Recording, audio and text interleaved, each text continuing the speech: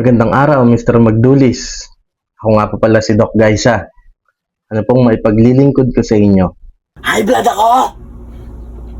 May tatanong ko lang po ba, ano po bang mga kinakain ninyo? Talbos ng kamote! Talbos ng kamote? Hindi naman po nakaka-high blood yun eh. Gulay yun eh. Baka meron pa po kayong ibang kinakain. Yun lang kinakain ko. Umaga, tanghali, hapon, gabi, snack, midnight snack.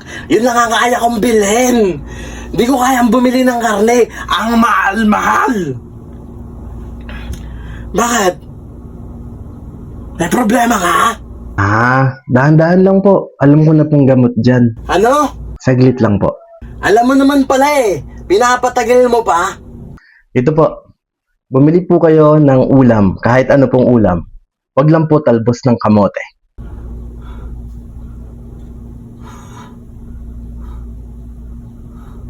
Ano pong pakiramdam nyo ngayon? Ala!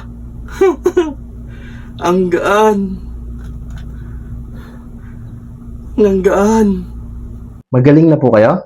Hindi. Wala akong nararamdaman. Salamat ha. Ay, opo. Wala naman po. Buti naman po. God bless. Bye-bye.